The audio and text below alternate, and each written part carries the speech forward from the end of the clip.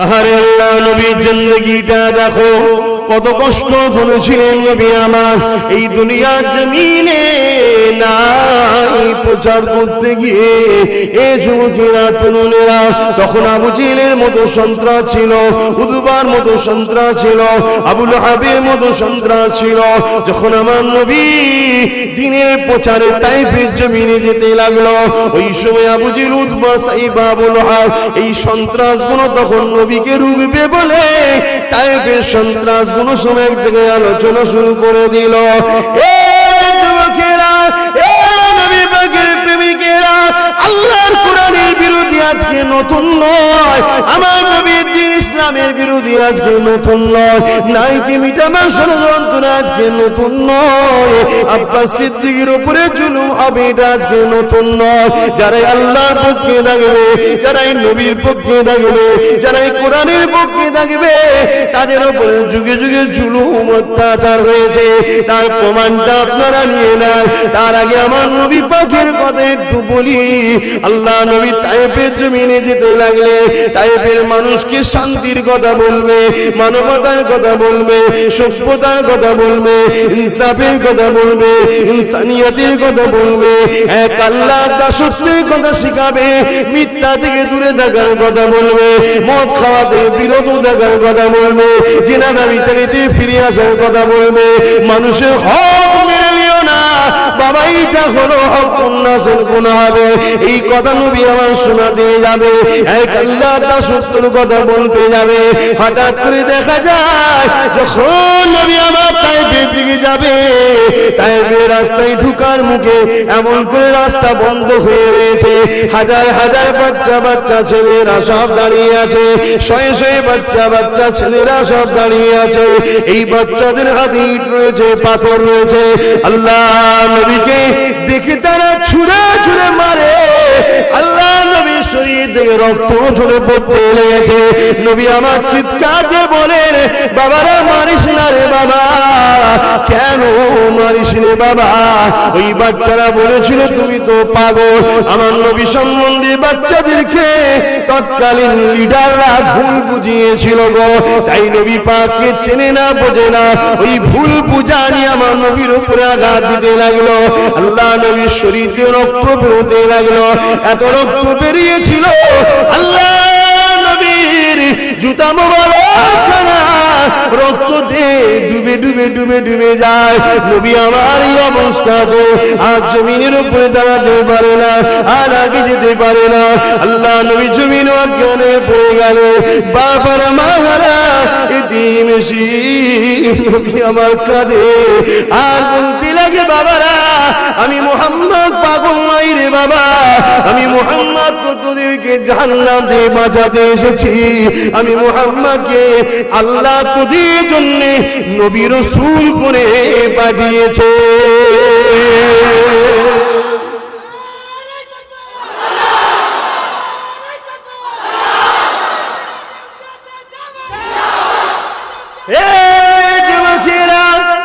নিষ্ঠুর পাষাণের দলেরা দূর থেকে দাঁড়িয়ে দাঁড়িয়ে দেখে আল্লাহ নবী অজ্ঞানে যখন পড়ে যায় জমির উপরে, তারা আগিয়ে আগিয়ে আগিয়ে এসে আমার নবী পাকের নাকে হাত দিয়ে দেখতে লাগে মুহাম্মদ ইন্তিকাল করেছে না বেঁচে আছে। আরে আমার নবী অজ্ঞানে পড়ে রইল। যার জন্য আল্লাহ জমিন করেছে, আসমান করেছে, যার জন্য কায়নাত তৈরি করেছে, সমস্ত ফেরেশতারা নবীর গোলাম, সমস্ত ফেরেশতারা নবীর গোলাম। পৃথিবীতে যত মানুষ এসেছে আর আসবে তার থেকে অনেক গুণ বেশি আল্লাহ ফেরেশতা তৈরি করেছে। এক একজন ফেরেশতা 100-1000 মানুষের ক্ষমতা রাখে। নবীর গোলাম হলো ফেরেশতারা, সমস্ত ফেরেশতারা কাঁদে, আপনার হাবিবের উপরে কি অত্যাচার জুলুম হয় আল্লাহ আপনি দেখেন, তাও সবর করে আছে।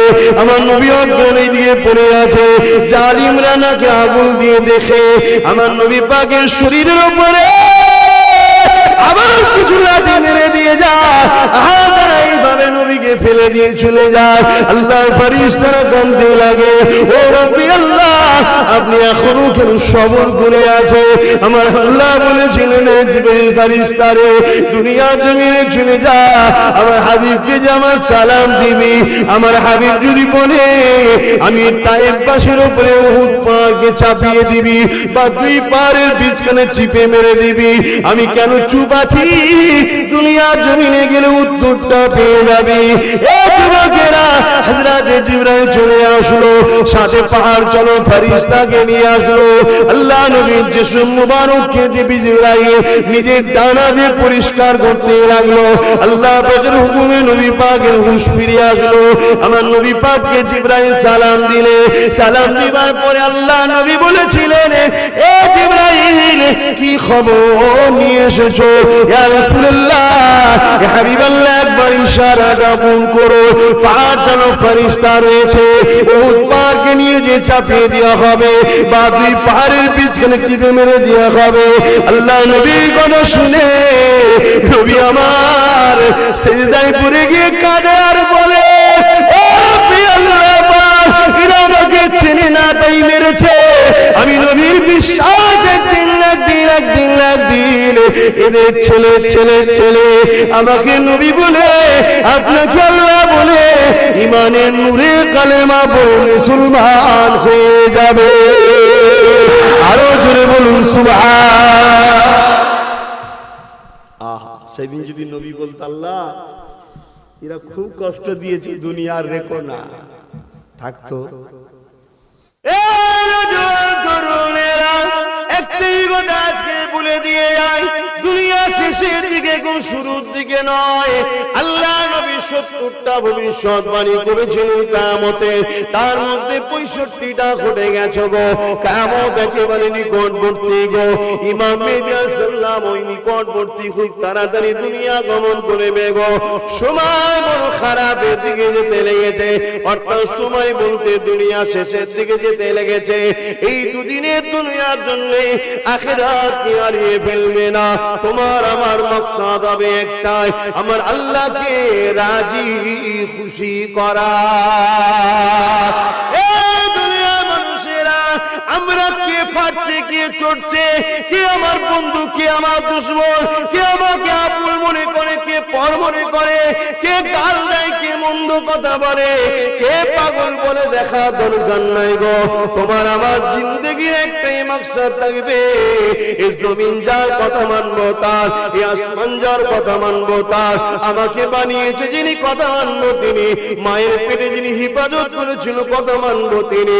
এই কায়নাত যার, এক কথা চলবে তার। তাই তো নবী আমার জানিয়ে দিলেন, দুনিয়া জমিনে অনেক জায়গা আছে বসার। 3টে জায়গাকে আল্লাহ পাক বড় পছন্দ করে। প্রথম নম্বর হলো বাইতুল্লাহ। যখন বান্দা মসজিদে গিয়ে বসে জামাতে নামাজ পড়ার জন্য, আল্লাহ যখন তার উপরে খুশি হয়। দ্বিতীয় নম্বর হলো বান্দা যখন মা বাবার মুখের দিকে তাকিয়ে বসে, আল্লাহ তখন তার উপরে খুশি হয়। 3 নম্বর জায়গা হলো যে জায়গাতে আল্লাহ আল্লাহ রাসূলের কথা হয়, ওই জায়গায় যখন বান্দা যায়, আমার আল্লাহ তার উপরে রাজি হয়ে যায়। আরো জোরে বলুন সুবহান। আমাদের উপরে আল্লাহ পাক রাজি, এখন খুশি। আর এই মাহফিলে হাজিরির জন্য আল্লাহ রাসূল বলছে, ছোট ছোট যত গুনাহ থাকে আল্লাহ পাক maaf করে দেয়। জোরে বলুন সুবহান। আজ তওবা করি, আমরা জীবনে আর কোনোদিন ভুল করব না। যা করেছি করেছি, খালেস অন্তরে তওবা। যেমন একটা বাচ্চা মায়ের পেট থেকে বাইর হলে কোনো গুনাহ থাকে না, ওই রকম বেগুনাহ আল্লাহ বানিয়ে দেয়। জোরে বলুন সুবহান।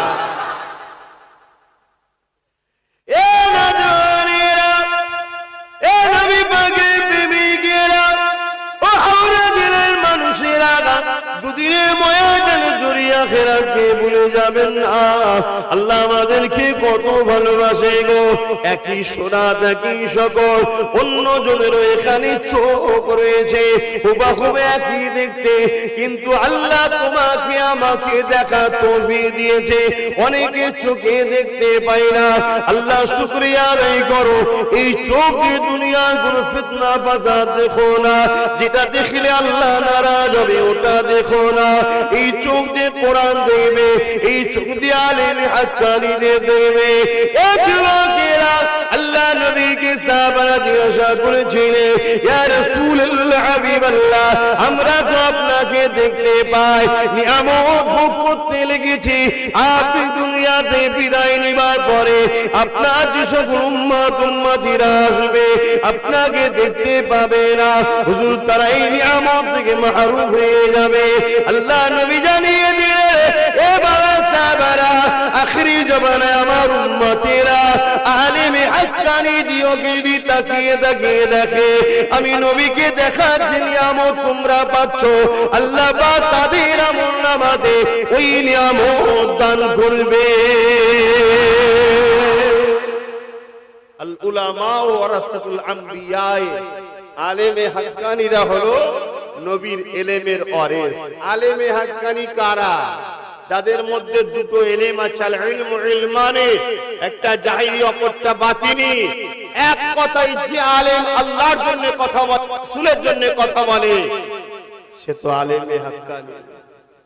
আহা, আজকে চোখ আল্লাহকে, এই চোখে আল্লাহর ঘর দেখবো, কাবা দেখার শখ করো, মদিনা শরীফ দেখার শখ করো, এই চোখে মা বাপকে দেখো, গরিব এতিম অসহায়দের দুঃখ কষ্ট দেখো।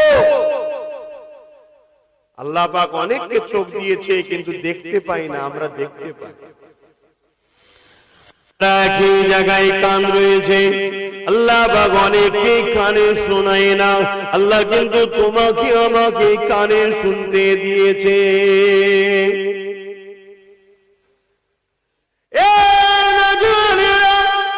এই কান যে তুমি নোংরা জিনিস শোনো না, এই কানে গান বাজনা শোনো না, এই কান আল্লাহ দিয়েছে মা বাপের কথা শোনো, গরিব দুঃখীদের কথা শোনো, এই কান দিয়ে আল্লাহ পাকের কোরআন শোনো, নবীর হাদিস শোনো, এই কান দিয়ে তুমি আলেমে হাক্কানীদের আলোচনা শোনো। এই যুবকেরা মানুষকে হিদায়েতের বাতি আলো দেখিয়ে দেয়, জোরে বলুন সুবহানাল্লাহ। আসেন আমরা হুজুরের মহব্বতে এই দিল আমরা তৈরি করি, আমরাও দুনিয়া জমিনে ইমামে হোসেন হুজুরের পক্ষে থাকব, আমরাও দুনিয়া জমিনে ইমামে হোসেন হুজুরের মিশনকে আগিয়ে নিয়ে যাব। ইমামে হোসেন হুজুর এতিমদেরকে বড় ভালোবাসতেন, আমরাও এতিমদেরকে ভালোবাসবো। ইমামে হোসেন হুজুর গরিবদেরকে বড় ভালোবাসতেন, আমরাও গরিবদের বড় ভালোবাসবো। ইমামে হোসেন হুজুর সিজদাকে বড় পছন্দ করতেন, আমরাও আল্লাহকে সিজদা দেব। ইমামে হোসেন হুজুর সত্যকে বড় পছন্দ করতেন, আমরাও সত্যের পক্ষে সত্য কথা বলবো। ইমামে হোসেন হুজুর না ইনসাফ ইনসানিয়াতের পক্ষে ছিলেন, আমরাও না ইনসাফ ইনসানিয়াতের পক্ষে থাকবো। ইমামে হোসেন হুজুর জালিমদের বিরুদ্ধে ছিলেন, আমরাও জালিমদের বিরুদ্ধে থাকবো। ইমামে হোসেন হুজুর এ যুবকেরা নানা দিনকে বড় ভালোবাসতেন, আমরাও ইমামে হোসেন হুজুরের নানা দিনকে বড় ভালোবাসবো। তবেই তো হোসাইন। চেষ্টা করো, আস্তে আস্তে হবে, কিন্তু চেষ্টা না করে বসে থাকলে তো হবে না। বাপেরা যুগে যুগে যুগে ইসলাম বিদ্বেষীরা ইসলামকে মিটাতে চেয়েছে, কখনো প্রকাশ্য দুশ্মন হয়ে, আবার কখনো মুসলিম সুরাতে। মনে রাখবেন, প্রকাশ্য দুশ্মন যত বড়ই শক্তিশালী ছিল নাকি, তাদের মোকাবেলা করতে অতটা কষ্ট হয়নি যতটা কষ্ট মুনাফিক মুসলমান সুরাতে দুশ্মনের হয়েছে। যেমন আমার দেশে আকবরের মোকাবেলা করা বড় কঠিন হয়েছিল, ঠিক তেমনই এর থেকেও বড় কঠিন ছিল আল্লাহ নবীর একজন সাহাবী ছেলে হযরতে মুআবিয়া হুজুরের সন্তান ইয়াজিদ। সে মুসলমান দাবিদার ছিল, সে কালেমা পড়তো, সে নামাজও রাখতো। এই যুবকেরা কিন্তু অপরদিকে সে ছিল একজন চরিত্রহীন, সে ছিল সারাবি, সে ছিল জালিম, সে ছিল লুটেরা, সে ছিল গুন্ডা, সে জুয়া খেলতো, সে তার দরবারেতে নারীদের নিয়ে গান বাদ্যযন্ত্র নিয়ে নাচানাচি করত। কোন মুসলমান যদি আজকে দিনে এরকম খসলত হয়, জানতে হবে আজকে দিনে সে হলো ইয়াজিদ। শুনছেন তো নাকি? আর আমার ইমাম পাক ছিলেন খোদা প্রেমিক, নবী প্রেমিক, গরিব দরদি, অসহায়দের সাহায্যকারী। কেন হবে না? এই শিক্ষা তো মা বাপের থেকেই পাওয়া যায়। আহারে খাতুনে জান্নাত একদিন নিয়ত করেছিলেন, আমার বাচ্চা দুটো অসুস্থ হয়েছে। ইমামে হাসান হুসেন অসুস্থ ছিলেন। এই বাচ্চা দুটো সুস্থ হয়ে গেলে আল্লাহ পাক আপনার জন্য দুটো মান্নতের দুজা তিনটে রাখবো, এই নিয়তটা করে নিলেন। এই নিয়তটা যখনই করে নিল, আল্লাহ পাকের অশেষ দয়ায় ওই বাচ্চা ইমাম হাসান হুসেন হুজুর সুস্থ হয়ে গেলে।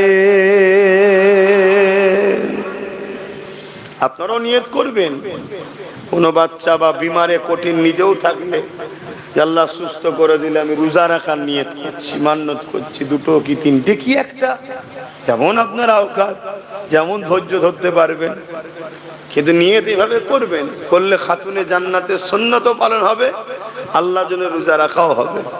আপনাদের কি অসুবিধা হচ্ছে? তো হুজুর খাতুনে জান্নাত যখন নিয়ত করলেন, আল্লাহ সুস্থ করলেন, এবারে রোজা রাখবে। মাওলা আলী সেরে খোদা হুজুরকে জিজ্ঞেস করছে প্রাণের স্বামীকে যে আমি এরকম মান্নত করেছিলাম, তা আমি রোজাটা রাখতে চাই, আপনি ইজাজত দেন। দেখেছেন স্বামীর মাকাম কি? তো মাওলা আলী বললেন ভালো কথা, খুশির কথা, তা আমিও রাখবো। আলহামদুলিল্লাহ। হাসান হোসেন ছোট ছোট বাচ্চা তখন, তিনারাও বলছেন আমরাও রাখবো। তিনার বাড়িতে একটা মানুষ কাজের মহিলা থাকতো, ফিজ্জা জিনার নাম, তিনি বললেন আমিও রাখবো। 5 জন রোজাদার হয়ে গেল। সেরিতে কি খাবে? খাবার তো কিছুই নাই, পানি খেয়ে রোজা রাখলেন। আজ আমাদের এত খাদ্য থাকার পরও আমরা অনেকে রোজা পর্যন্ত রাখি না। কত লজ্জা! এ নওজোয়ান তরুণেরা, পরের দিনে যখন সকাল হয়ে যায়, হযরতে মাওলা আলী তিনি ইফতারের জন্য কিছু জোগাড় করার জন্য কাজের তালাশে বেরিয়ে গেলেন। একটা খাজুরের গাছে পানি দিবার কাজ পেলেন। ওই পানি দিবার কাজ তিনি পানি দিয়ে কিছু অর্থ পেলেন, তার বিনিময়ে কিছু খাজুর, কিছু জবের আটা, রুটি কিনে নিয়ে এসে ইফতারের জন্য খাতুনে জান্নাত রেডি করলো। ওই ইফতার নিয়ে তিনি বসে গেলেন। এমন সময় দরজার কোণে আওয়াজ এসে গেল, এ আলে রসুল, আমি বড় ক্ষুধার্ত মানুষ রয়েছে, শুনেছি আলে রসুলদের থেকে কেউ ফিরে যায় না খালি হাতে, আমাকে ফিরিয়ে দেবেন না? কিছু দেন, আমাকে কিছু দেন। হযরতে খাতুনে জান্নাত ইফতারটা এতই সামান্য, কোন মানুষকে দিতে গেলে হাফ করা যায় না, যেটা বড় মুসাফিরেরও পেট ভরবে না। তাই মাওলা আলীর হাতে দিয়ে বলতে লাগলে, ইফতারটা ওই মুসাফির গরিবটাকে দিয়ে দেন।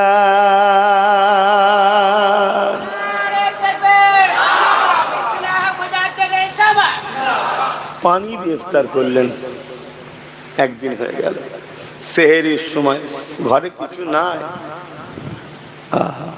তারা গরিব ছিল না, ভাবছেন নাকি গরিব ছিল? গরিব নয়, কুল কায়নাতকে খাওয়াচ্ছে তারা। হ্যাঁ শোনো, তারা গরিব নয়, গরিবী জিন্দেগিটা আল্লাহর থেকে পছন্দ করে নিয়েছে।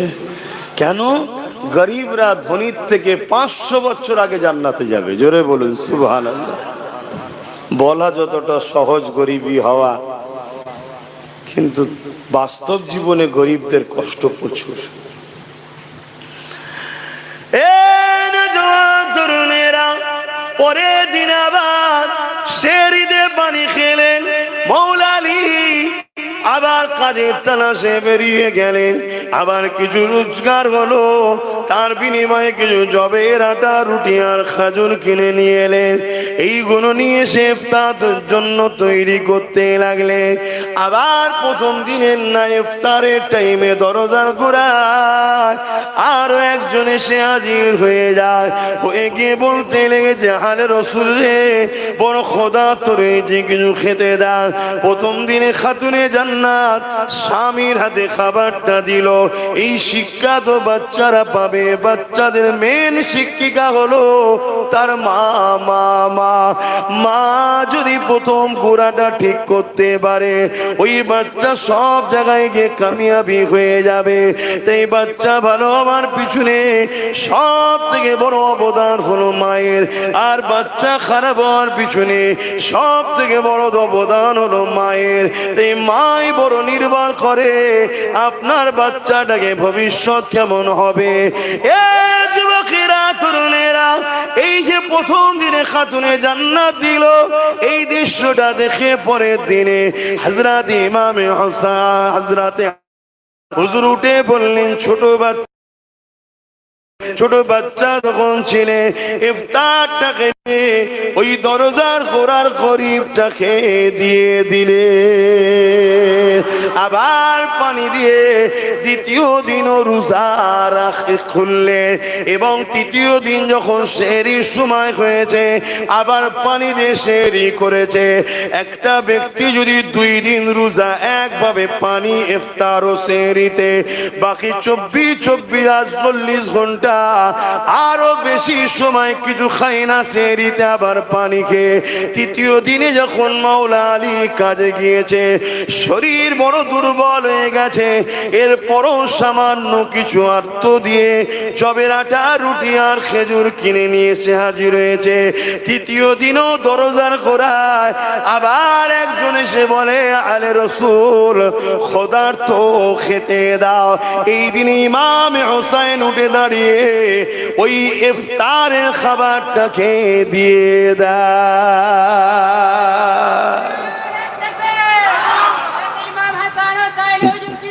জিন্দাবাদ। তাহলে বলুন, 2 জন ছোট ছোট বাচ্চা, তারাও তো 3 দিন একভাবে রোজা রেখেছে, পানি খেয়ে আর সেহরিতে পানি খেয়ে, বাকি কিছুই খাচ্ছে না। ভাবতে পারছেন তাদের সবর, তাদের ধৈর্য, তাদের ত্যাগ। আর আমরা কি করছি? আল্লাহ আমাকে মাফ করেন, বলুন আমিন। আল্লাহ আমাদেরকে মাফ করেন, বলুন আমিন। তাহলে সেই বাচ্চারা, এনারা তো গরিবদের দরদি হবে নাকি? ছোটবেলা থেকে তালিম পাচ্ছে।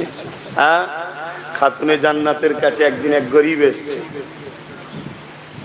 মহিলা, হুজুর আমার পরনার কাপড় নেই, একটা কাপড় দেন না।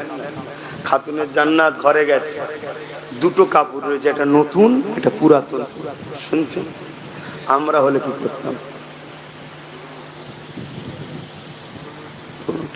খাতুনে জান্নাত নতুন কাপড়ের জোড়া তাকে দিয়েছে। জোরে বলুন সুবহানাল্লাহ।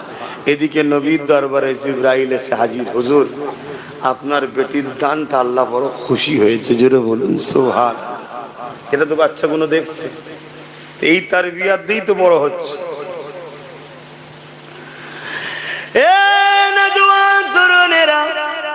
মনে রাখবেন, এমন করে ইমামে মাবিয়া হুজুর যখন খলিফা ছিলেন, 20টা বছর ধরে ইমামে হাসান হুজুর মাবিয়া হুজুরকে সাপোর্ট করেছে।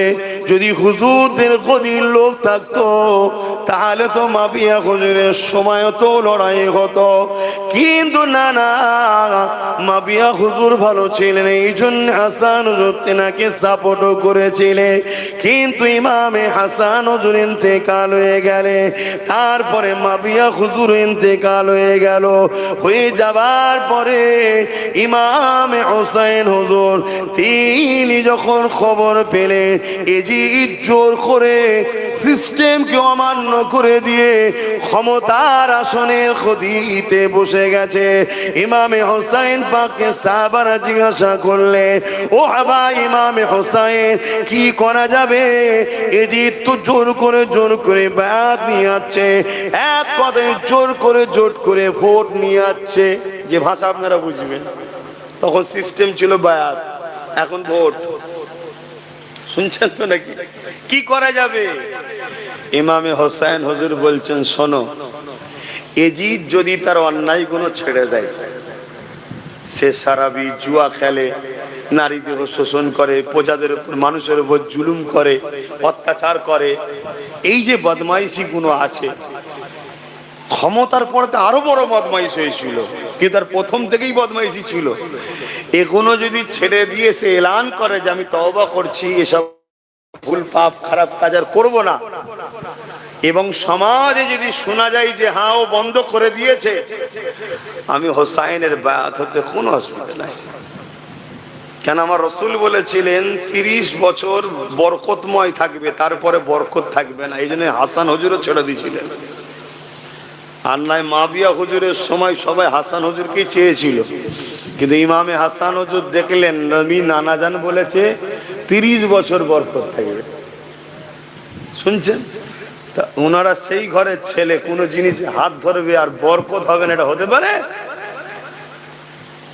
ইমামে হোসেন হুজুরের লিবার, নেতৃত্ব দিবার, গদি লিবার লোভ লালসা। আরে দুনিয়া তো ফানি, কুছ দিন কা ঝুপড়ি হ্যায়, ফের আন্ধেরি রাত হ্যায়। এ তো কিছুদিনের জন্য। যাকে আল্লাহ আখিরাতের জান্নাতের সরদার করে দিয়ে, তার আবার দুনিয়া সরদার হওয়ার শখ আছে। কিন্তু ওর হাতে আমার হাত দেওয়া যাবে না, অর্থাৎ ওকে সাপোর্ট, ওকে ভোট দেওয়া, যে ভাষা আপনারা বুঝবেন, যাবে না। কেন? ও বদমাইশ, ও জালিম, ও শারাবি, ও চরিত্রহীন, ও নারীদের উপর অত্যাচার করে। এই যে খসলত গুলো আছে, এগুলো আমার নানা দিনের বিরুদ্ধে, অতএব ওকে মানা যাবে না। আমরা কি করছি বলেন? আমরা কি করছি? আমরা ভাবছি আমি নামাজ পড়ি, তো হোসাইন হুজুর নামাজ পড়েন? হ্যাঁ, হোসাইন হুজুর যখন নামাজ পড়তো, নামাজও নিজেকে খুশি করতো যে একজন কেউ নামাজ পড়ছে। আর আমরা যখন নামাজ পড়ি, নামাজে কি কেন জ্বালাতে এসেছে এখানে? হ্যাঁ, কখন এখানে চুলকাচ্ছি, কখন ওখানে চুলকাচ্ছি, কখন এই দিক তাকাচ্ছি, কখন কান কুটকুট করছে, কি যেন একটা জলঞ্জলি নামাজে গেলেই সব হয়। যে হাকিকাতটা বলছি বা, অনেকে মনে করে আমি হজ করে নিয়েছি। আরে হজ কি ইমাম হোসেন করেন? আমরা গেলে কাবা হয়তো বেজার হয়, কেন শয়তান এসেছে বদমাইশ। হ্যাঁ, আর ইমাম পাক যখন কাবায় দাঁড়িয়েছে, কাবাও তো আনন্দ করেছে। জোরে বলুন সুবহানাল্লাহ। এসেছে সহিংসা, উপযুক্ত আমার কাছে আসার জন্য, আমার ঘরকে আরো ধন্য করতে এসেছে, আমি ঘর আরো ধন্যতে এসেছি। তো ভাইয়েরা আমার, আমাদেরকে মাথায় রাখতে হবে কথাগুলো, ইতিহাস ভুলে গেলে হবে না। ইতিহাস আল্লাহ আমাদেরকে শিক্ষা দিবার জন্য এই পর্যন্ত পৌঁছে দিয়েছে। বাপেরা, নওজোয়ান তরুণেরা, এদিকে এই যে খবর পেটিয়ে দিল মদিনা গভর্নরের কাছে, ইমামে হোসেনকে এবং হযরত ওমর ফারুক হুজুরের আওলাদকে, এইভাবে যত বড় জলিলুল কদর সাহাবী ছিলেন, সাহাবাদের আওলাদ তারাও সাহাবী ছিলেন, তাদেরকে তাড়াতাড়ি বায়াতটা নিয়ে নাও, তাড়াতাড়ি বায়াত নিয়ে নাও। কেন? এজিদের পাশে কিছু চামচা আছে তো, তারা বলছে যদি হোসাইন পাক বিগড়ে যায়, মানে বেঁকে বসে, তাহলে কিন্তু তোমার এই গদি টিকানো বড় মুশকিল হবে। তুমি কি করছো? মোবাইলের দিকে খেয়েই তো আছো, আমাকে কখন দেখবে? হ্যাঁ, ভালো লাগছে না ভাই? মোবাইলের দিকে ইচ্ছে আছে।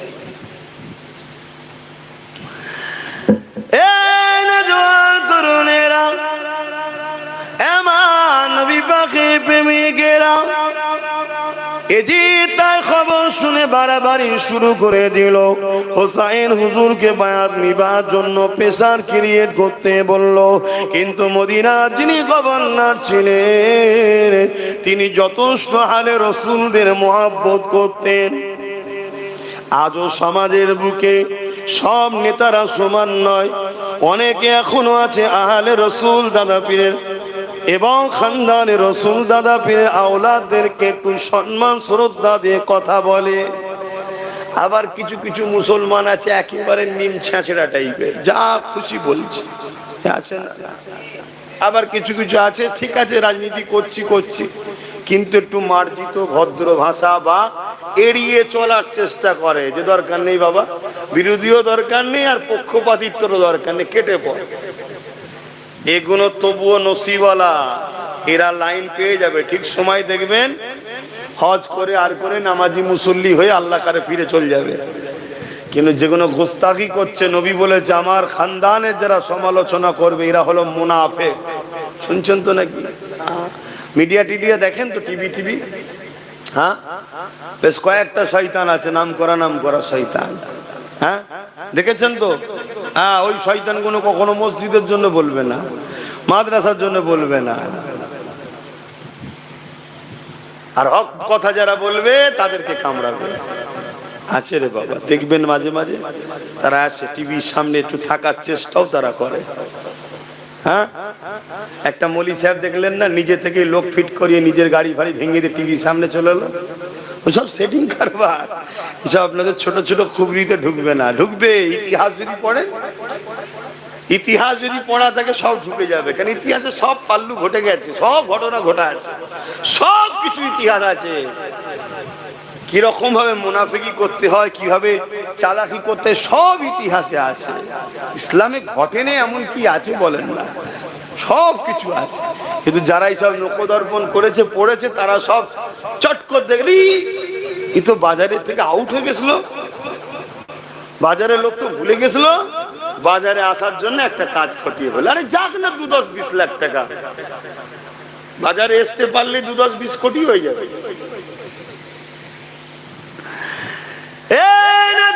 তরুণেরা, হযরত ইমাম হুসাইন পাক এই জন্য তিনি মদিনা থেকে মক্কা দিকে রওনা দিলেন। কেননা মদিনার জমিনে তিনি আর থাকলেন না, মক্কা দিকে রওনাটা দিয়ে দিলেন। মক্কা জমিনে চলে আসার পর মক্কা নবীর সাহাবা যারা ছিলেন, তিনারা ইমাম হুসাইন পাককে পেয়ে বড় খুশি প্রকাশ করতে লাগলেন। ইমাম হুসাইন পাককে তারা অ্যাকসেপ্ট করে নিয়ে হুজুরকে সমস্ত দিক দিয়ে নিরাপত্তা দিয়ে বললেন, হুজুর আমাদের জীবন চলে যাবে, তথাপি আপনার কোনো ক্ষতি হতে আমরা দেব না। হে নওজোয়ান তরুণেরা, এদিকে দিনকে দিন পাগলা কুকুরের মতো হয়ে যাচ্ছে, এখনো কেন হুসাইনের বায়াত নেওয়া হলো না? কেন মূলটাকে যদি ধরে নেওয়া যায় সবটা অটোমেটিক এসে যাবে। তুই বেশি কথা বলবি না, তোর হুজুর তো আমার দলে চলে এসেছে। এই জন্য হুসাইন পাককে ধরার চেষ্টা খুব তাড়াতাড়ি করছে, তাহলে সহজে সব কটাকে পেয়ে যাবে। আর হুসাইন যখন চলে আসে, তুই আবার কেরা? আজকেও যেমন আমরা দেখছি হুজুর ধরে টানাটানি চলছে। বাবা, কথা কি কষ্ট হচ্ছে নাকি? তরুণেরা, নবী পাকের প্রেমিকেরা ইমামে হোসাইন পাককে এই জন্য যেমন করে হোক বায়াতটা করাতে হবে, কিন্তু মক্কা জমিনে সাহাবারা, মক্কা মানুষেরা ইমামে পাকের পাশে দাঁড়িয়ে গেলে এই জন্য সহজ ব্যাপার হয়ে উঠছে না।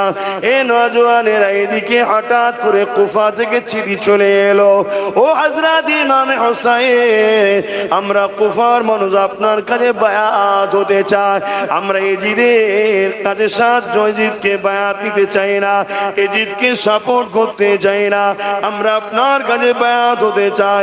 ও হযরত ইমামে হোসাইন, আপনি কুফা জমিনে চলে আসেন।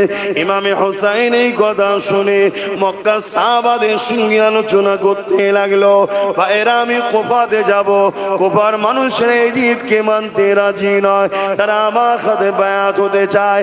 এ না জওয়ানেরা অনেক বড় কথা, সবই আপনারা জানেন। সাহাবা হুজুররা বললেন না, যাওয়া হবে না ভাই, কেননা কুফার মানুষকে বিশ্বাস করা যায় না, তারা আপনার আব্বাজান হযরতে মাওলা আলীর সঙ্গে ধোঁকা দিয়েছে, মাওলা আলীর সঙ্গে গদ্দারি করেছে।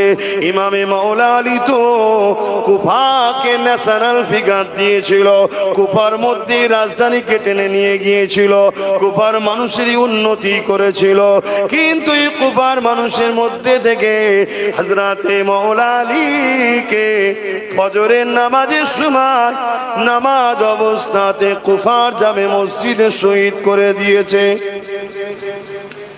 কারা? মুসলমান, মুসলমান, মুসলমান। তাহলে ইসলাম ও আমাদের সব থেকে বড় দুশ্মন এ ক্যাটাগরিতে কারা? মুসলমান। কিন্তু তার নামের আগে দিতে হবে একটা কথা, মুনাফিক।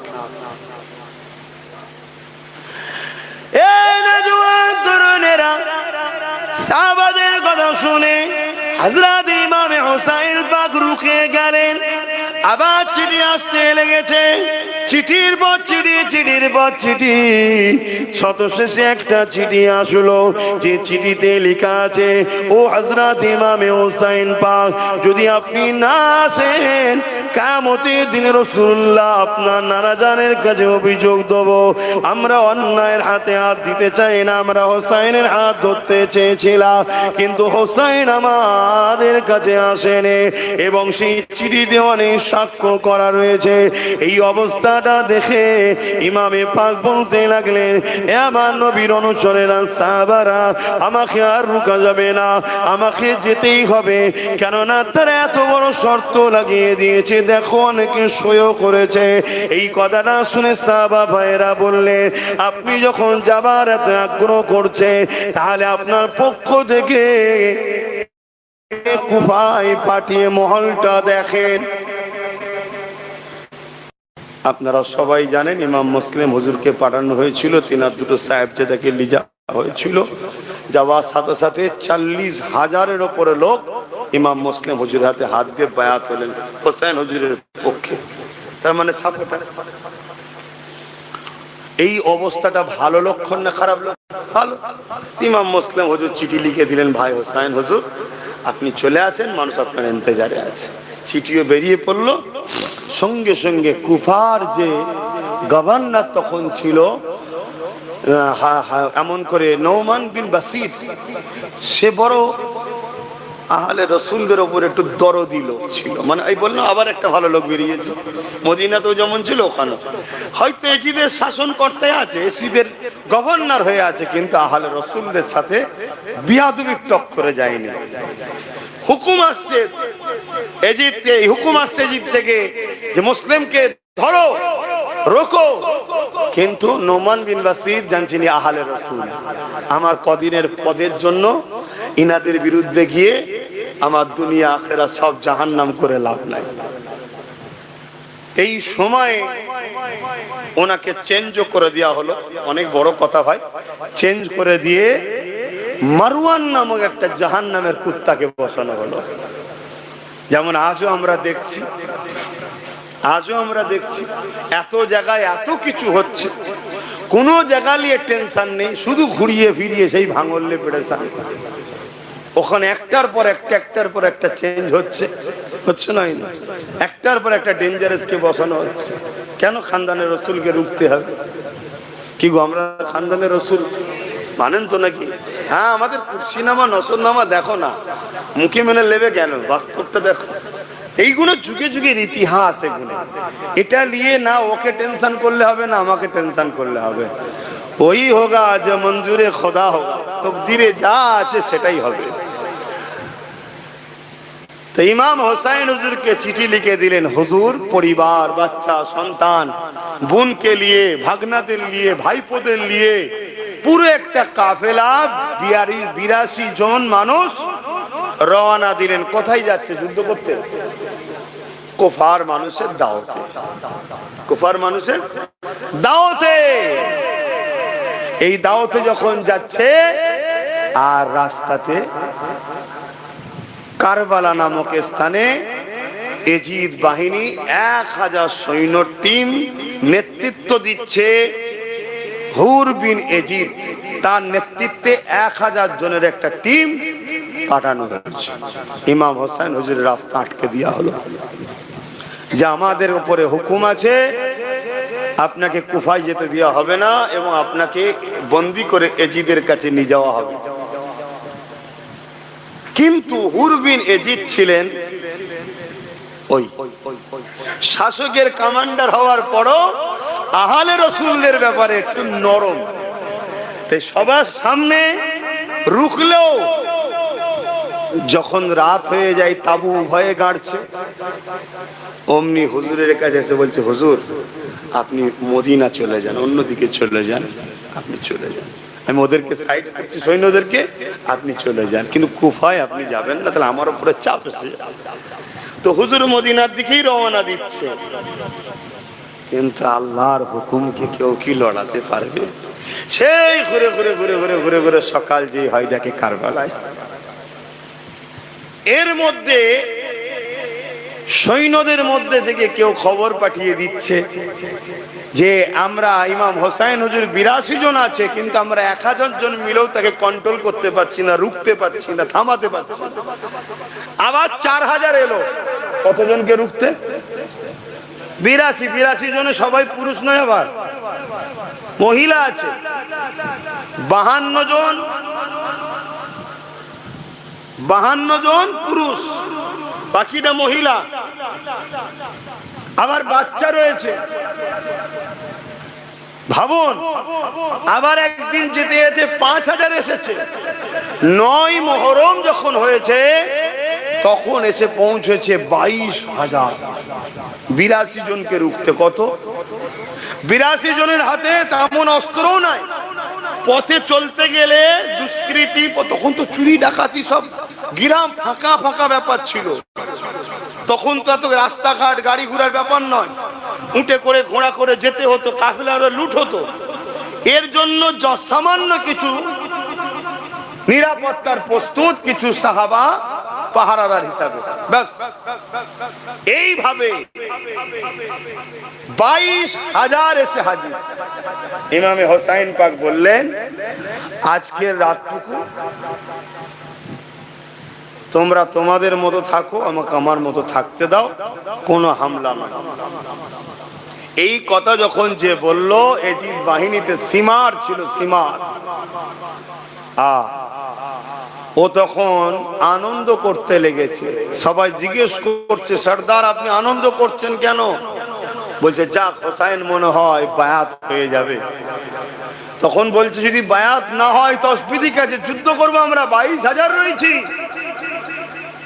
তখন সীমার বলছে, কার বিরুদ্ধে যুদ্ধ করবি? শেরে খোদা আলীর বেটার নাম হোসাইন। জোরে বলুন সুবহানাল্লাহ। হ্যাঁ, পৃথিবীতে এমন কোন মা সন্তান জন্ম দেয় না শেরে খোদা আলীর বেটাকে জমিনে শুয়াতে পারবে। ইতিহাস আগে বলছি, শহীদটা কিভাবে করেছে বলছি। ধৈর্য আছে তো নাকি? কেন এগুলো ইতিহাসের ব্যাপার তো একটু ভেবে ভেবে বলতে হচ্ছে, আটকাটকি যাচ্ছে, থেকে থেকে হচ্ছে। আর সেই কবি পড়া, জীবনে পড়া। একটু আগিয়ে গিয়ে আসেন। দরুদ শরীফ আল্লাহুম্মা সাল্লি আলা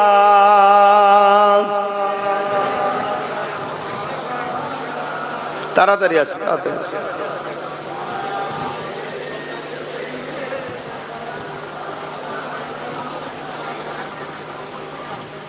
আল্লাহুম্মা সাল্লি আলা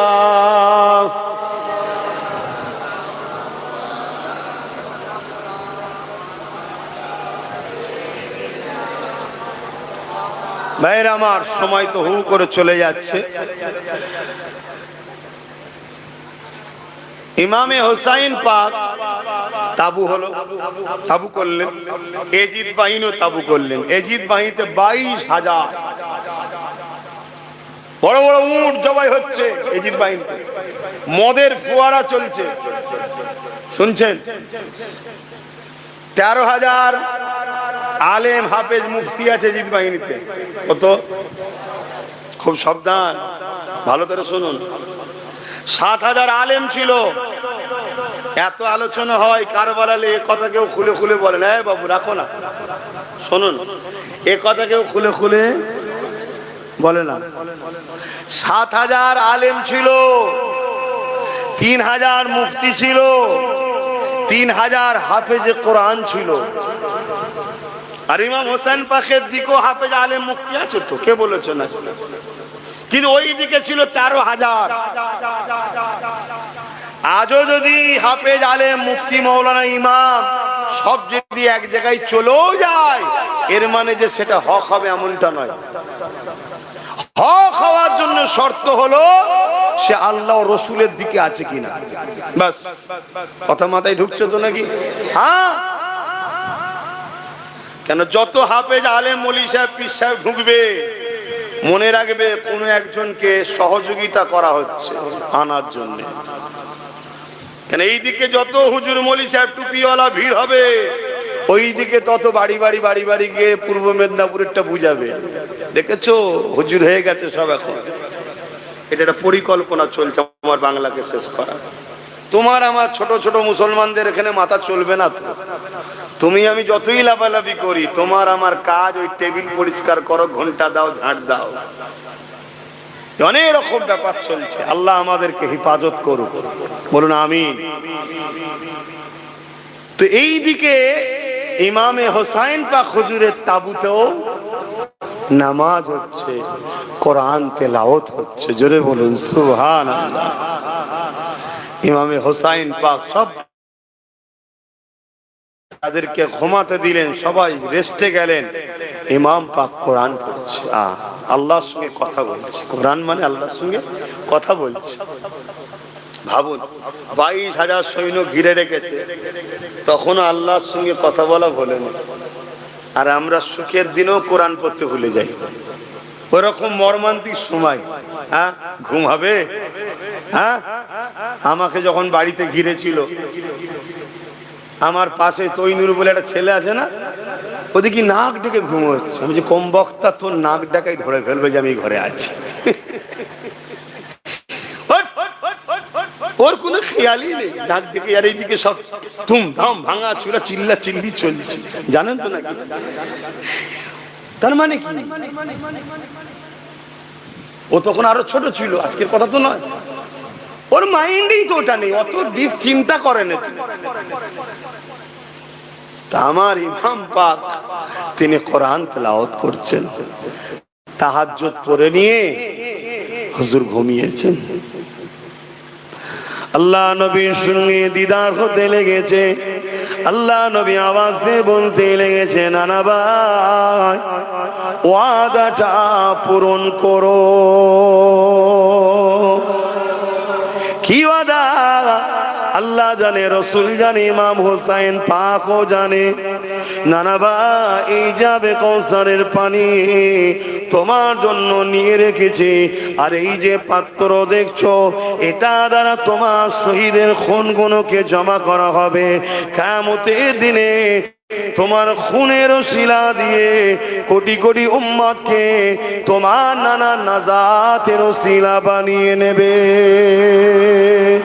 এ নওজওয়ানেরা, ইমাম হোসেন কোরআনের বাগের ঘুমটা ভেঙে গেল, বড় হাসি খুশিতে রয়েছে।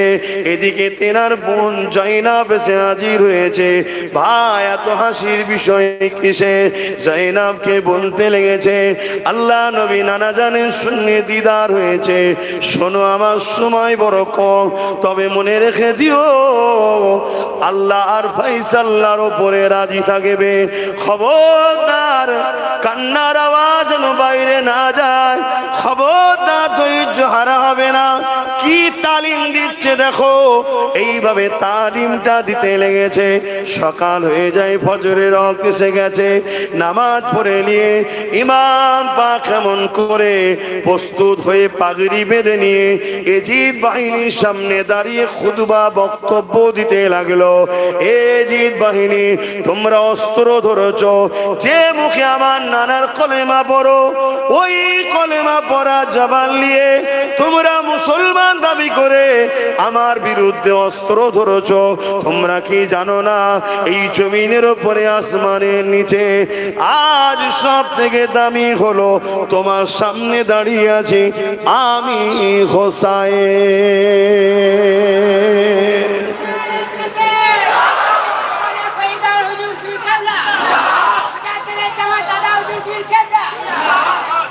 এইভাবে বুঝাচ্ছে যদি পরিবর্তন হয়। এটা চেষ্টা করা, এটা হুকুম। চেষ্টা করাটা কি? হুকুম।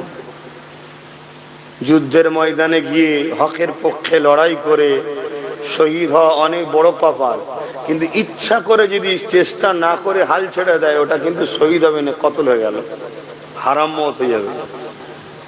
চেষ্টা করতে হবে, এটা হলো আমার ডিউটি। আর আমার জন্য ফাইসাল্লা কি হবে সেটা আল্লাহ জানে।